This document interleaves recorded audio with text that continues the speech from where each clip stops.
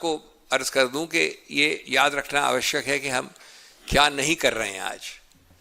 आज हम आत्म प्रशंसा के लिए या एक बहुत दावा करने के लिए कि हम जीत गए हैं और तुम लोग गलत हो, उसके लिए नहीं आए हैं। सिर्फ हम कुछ सिद्धांतों को आपके सामने उजागर करने के लिए आए हैं। ये बताने के लिए नहीं आए कि हम विजयी हैं और आप पराजय हुए हो। ये समय है 3-4 मूल सिद्धांतों को याद रखने के लिए। पहला कि जब जब स्वतंत्रता, लिबर्टी का मुद्दा आता है तो सबसे बड़ा जो एक संरक्षक है जिसकी तरफ हम देखते हैं, नागरिक देख सकता है, जो सिर्फ वही चीज़ है नागरिक के लिए, वो है हमारा न्यायिक सिस्टम, हमारे न्यायालय, हमारे कानून। हमको ये याद रखना है जो सैकड़ों बार कई 100 साल पहले से कहा गया है कानून में, कितने भी ऊंचे हो, कहीं भी हो, कभी ये ना भूलो कि आप कानून के नीचे हो। Be you ever so high, the law is above you. ये सिद्धांत बार बार न्यायालय शासकों को याद दिलाता है। तीसरा, जब जब आप धर्म की रक्षा करते हो तो धर्म आपकी रक्षा करता है। आपने एक भावना, एक फेथ और कमिटमेंट दिखाया कोर्ट कचहरी न्यायालय के विषय में, और अंततोगत्वा अन्याय से आप बचे। और मैं स्पष्ट करना चाहता हूं कि इसमें कोई सब जुडिस रूल का मुद्दा नहीं है। ये निर्णय आ गया है, हम स्वतंत्रता से बोल सकते हैं, लेकिन फिर भी मैं सीमाओं के अंदर जानबूझ के बोल रहा हूं, क्योंकि मैं ऐसा नहीं दर्शाना चाहता हूं कि मैं कोई दावे कर रहा हूं। मैं आपको याद दिलाना चाहता हूं कि इस केस की यात्रा बहुत अल्प समय में कई अलग अलग जगहों से निकली है, बल्कि दौड़ी है, क्योंकि बहुत कम समय में ये काम होना पड़ा था। एक कामरूप के मैजिस्ट्रेट में ये कहानी शुरू हुई थी, प्रेस कॉन्फ्रेंस 5 तारीख के बाद। उसके बाद ये तेलंगाना के हाई कोर्ट गई थी, फिर उच्चतम न्यायालय आई, वहाँ से गुवाहाटी हाई कोर्ट भेजा गया, और आज अंततोगत्वा उच्चतम न्यायालय का निर्णय आया। इस पूरे प्रक्रिया में, न्यायिक प्रक्रिया में, हमने पूर्ण रूपेण आस्था दिखाई, विश्वास दिखाया, और हमें पूरी आशा और विश्वास था कि न्याय और सच्चाई की जीत होगी। ये हमको जो सबसे महत्वपूर्ण कानूनी, संवैधानिक, गणतांत्रिक सिद्धांत याद दिलाता है, वो एक है कि जब कोई मानहानि का आरोप हो, और अभी हम आरोप के क्षेत्र में हैं, तो आपको एक प्रश्न सबसे पहले पूछना चाहिए, क्या गिरफ्तारी के बिना तहकीकात नहीं हो सकती? अगर गिरफ्तारी के बिना तहकीकात असंभव है तो वो बहुत बहुत बहुत रेयर केसेस में आप गिरफ्तारी कर सकते हैं। लेकिन जहां, जिसको हम त्रिकोण वाला टेस्ट कहते हैं, ट्रिपल टेस्ट कहते हैं, भगोड़ा होने का कोई सवाल नहीं है, जाना माना व्यक्ति है, समाज में, घर में, राजनीति में उसकी जान में उसकी एक पहचान है, वो अंडरटेकिंग दे सकता है कि वो हर हफ्ते इस बार आएगा तहकीकात के लिए, जवाब देने के लिए, पूछताछ के लिए।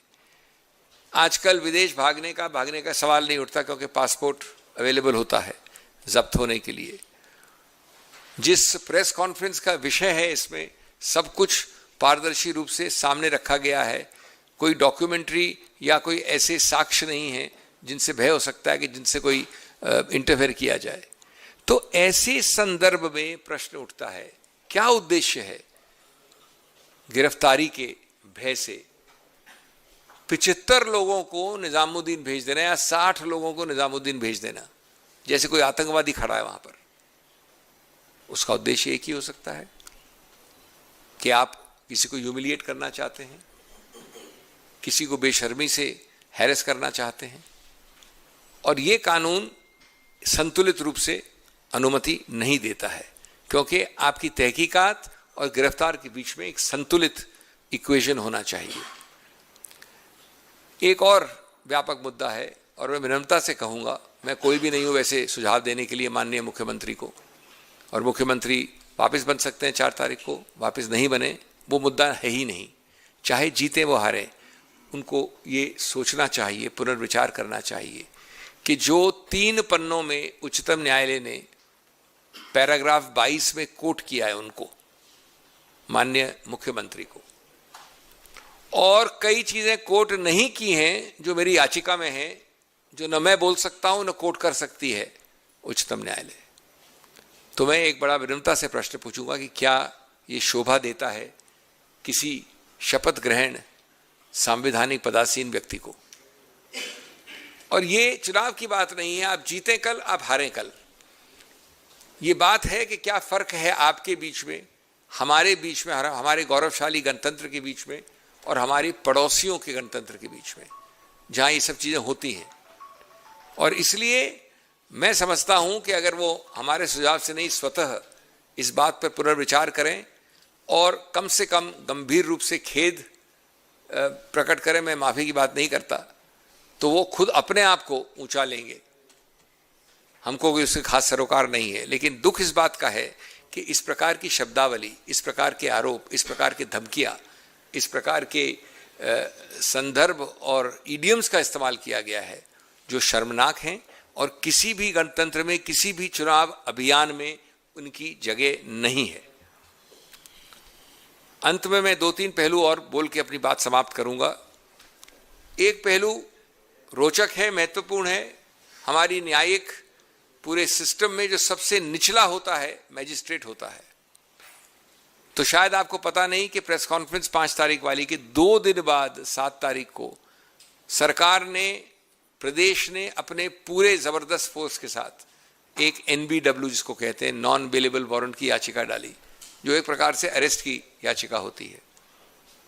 उसको बहुत व्यापक रूप से सुना, 5-7 पन्नों के कारणों के साथ उसको खारिज किया और उस न्यूनतम श्रेणी के जज ने कहा कि गिरफ्तारी की मांग इन सब तथ्यों को मद्देनजर रखते हुए लगती है कि फैंसीफुल है, स्पेकुलेटिव है, अनसब्सटेंशिएटेड है, यानी उसमें कोई मजबूती नहीं है, वो एक दिमाग की सोच है, उसमें सत्य या तथ्य नहीं है।